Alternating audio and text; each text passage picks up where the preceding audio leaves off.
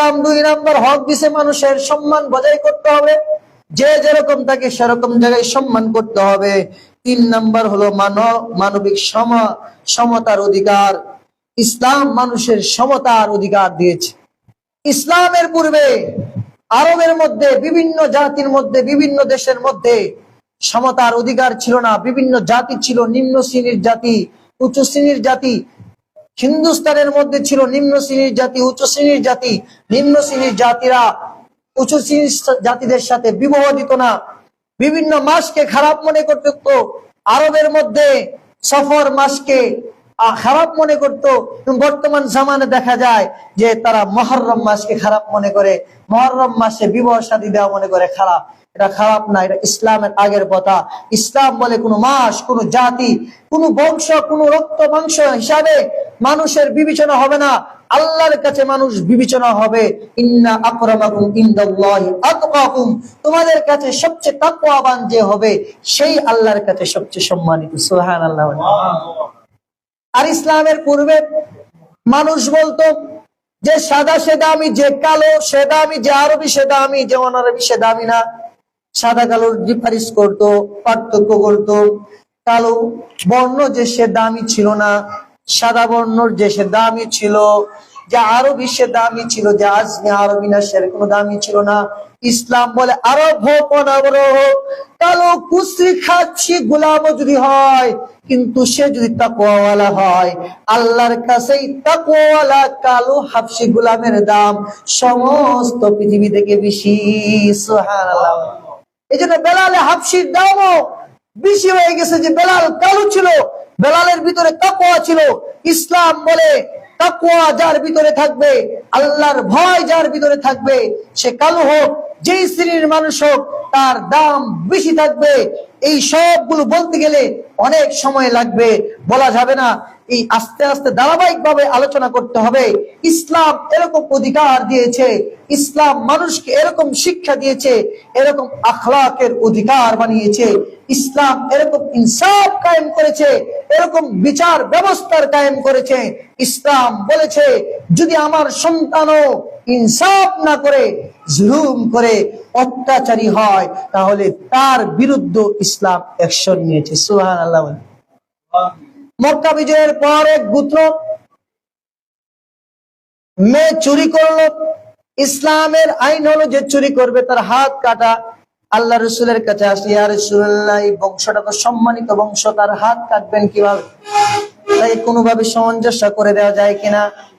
আল্লাহ রসুল রাগান্বিত হয়ে গেলেন, বললেন তোমরা কি তোমার আগের জাহিলিয়াতের বিচার কি কায়েম করতে চাও? তোমরা কি তোমাদের পূর্ববর্তীদেরকে দেখো নাই? তারা তাদের দুনিদেরকে যখন বিচার করত, তখন তারা তাদের চুরি করলে হাত কাটতো না, ছেড়ে দিত। আর গরিবরা যখন চুরি করতো তাদের হাত কাটতো। নাউজুবিল্লাহ বলে। ইসলাম বলে তুমি দুনি হও, প্রেসিডেন্ট হও, দেশের প্রধানমন্ত্রী হও, তোমার নামে আদালতে বিচার হবে। আর তোমার নামে বিচার দিয়েছে একজন কৃষি, সেও ন্যায্য বিচার পাবে। এটা ইসলাম বলে। সুবহানাল্লাহ। খলিফাতুল মুসলিমিন ওমর রাদিয়াল্লাহু তাআলা আনহুর বিরুদ্ধে কৃষক মামলা দায়ের করেছে। কি মামলা? খলিফাতুল মুসলিমিন মদিনার মিম্বরে দাঁড়ায়া জুমার নামাজের খুতবা দেয়। ওমর রাদিয়াল্লাহু তাআলা, সুবহানাল্লাহ বলেন না। ইসলাম এরকম এক জামানা ছিল যে যে খলিফা হবে, যে দেশের প্রেসিডেন্ট হবে, এমপি হবে, মন্ত্রী হবে, সে জুমার নামাজ পড়াইতো জামে মসজিদে। ইসলামী খেলাফত যখন ছিল, ইমামরা ছিল প্রেসিডেন্ট, ইমামরা ছিল এমপি, ইমামরা ছিল মন্ত্রী। ইমাম মানে নেতা, আর এখন ইমামদেরকে মনে হয় করা হয় গোলাম। ইমাম সে নেতৃত্ব দিবে সমাজের, তাকেই বলা হয় আরবি ভাষায় ইমাম, আর বাংলাতে আমরা ইংলিশে বলি এমপি, মন্ত্রী, চেয়ারম্যান। আজকে ইমামদের লাঞ্ছনা বঞ্চিত। ইমাম রাদিয়াল্লাহু তাআলা আনহু ইমাম ছিলেন, মসজিদের ইমাম, মসজিদে নববীর ইমাম, এবং প্রেসিডেন্ট ওমর রাদিয়াল্লাহু তাআলা আনহু দাঁড়িয়ে মিম্বরে ভাষণ দিচ্ছেন।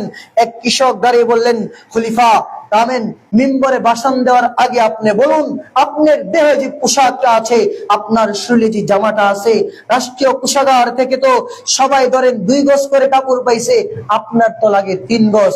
আপনি 3 গজ কোথায় পাইলেন? সুবহানাল্লাহ বলেন। আমরা আমাদের এমপি মন্ত্রীদেরকে বলতে পারবো? কেউ বলবে না আমারও এর জেলে বর। খলিফা চক্ষু দিয়া পানি জড়তেছে, খলিফা কোনো জবাব দেয় নাই। খলিফা তার ছেলে আব্দুল্লাহ ইবনে ওমরকে দাঁড় করায় দিলেন, ওমর দাঁড়াও। আব্দুল্লাহ ইবনে ওমর কান্না করতেছিলেন আর বলতেছিলেন, ও আমার মুসলিম ভাই শোনো, আমিও রাষ্ট্রীয় কোষাগার থেকে সবাই 2 গজ করে কাপড় পেয়েছে, আমিও পেয়েছি। আমার বাবার শরীর দেহ লম্বা, আমার বাবার শরীরে 2 গজ দিয়া জামা হয় না। আমি বললাম, আব্বু আমার 1 গজ নিয়ে 3 গজ দিয়ে আপনি জামা বানান, আমার জামা বানানোর দরকার নেই। আপনি তো মুসলিমের মিম্বরে খুতবা দেন, আপনার সুন্দর একটা পোশাক নাই, দেশের প্রেসিডেন্ট হওয়ার পরেও একটা সুন্দর পোশাক নেই। সুবহানাল্লাহ বলে ওমর রাদিয়াল্লাহু তাআলা ছেলেকে দাঁড় করায় দিলেন। ছেলে যখন এই কথা বললেন, তখন ওই কৃষক তরতর করে কেঁপে জমিনে বসে গেলেন। ইসলাম এরকম ভাবে মানব অধিকার শিখিয়েছে, ইসলাম মানবতার মুক্তির দূত, ইসলাম মানবতার যেই নিয়ম নীতি শিখিয়েছে। ইসলাম আগে দেশগুলোর মধ্যে, বিভিন্ন দেশগুলোর মধ্যে রাষ্ট্র ব্যবস্থা ছিল, রাজাদারি ব্যবস্থা ছিল। কোন দেশের মধ্যে রাজার ব্যবস্থা ছিল, কোন দেশের মধ্যে বিভিন্ন ভাবে প্রথা ছিল, তাদের উপর জুলুম করা হতো, নির্যাতন করা হতো। আর ইসলাম বলেছে খেলাফত ব্যবস্থা হবে, খেলাফত ব্যবস্থা হবে। এখানে জুলুম হবে না, এখানে পরামর্শ ভিত্তিক কাজ হবে। সমাজের মধ্যে প্রত্যেক জনগণ তার সুলতানের বিরুদ্ধে, বাদশার বিরুদ্ধে অভিযোগ করতে পারবে। যদি অভিযোগ প্রমাণিত হয়, বাদশাকে শাস্তি দিতে হবে। সুবহানাল্লাহ। এই যে গণতান্ত্রিক দেশ আমাদের দেশ, যে গণতান্ত্রিক যে জনগণের যে রায় নেওয়া হয়েছে, ইসলামী খেলাফতের যে মশওয়ারা, এটা থেকে জনগণের রায় এখানে আনা হয়েছে। ইসলামী মানবতার মুক্তির দূত, মানব কল্যাণে ইসলামী নিয়ম জারি করেছে। ইসলাম যে নিয়ম চালু করেছে, পৃথিবীর মধ্যে কোন জাতি এই নিয়ম চালু করতে পারে নাই। সংক্ষিপ্ত ভাবে বুঝাইলাম, আরো 6টা বিষয় আছে, এগুলো বুঝাইতে গেলে কমপক্ষে 10টা বিষয় 10 ঘন্টা লাগবে। ইসলাম যে সংক্ষিপ্ত আলোচনায় আমরা বুঝলাম, ইসলাম যেরকম মানবতা বুঝাইছে, অন্য কোন ধর্মে এরকম মানবতা বুঝায়? আজকে বাংলাদেশে মুসলমানদের লজ্জায় মরে যাওয়া উচিত। আমেরিকা থেকে বাংলাদেশে মানবাধিকার সংস্থা মানবতা শিখানোর জন্য মুসলমানদের রসুলের সিরাত থাকতে আমেরিকা থেকে মানবতা শিখতে হবে। জোরে বলেন, আমেরিকা থেকে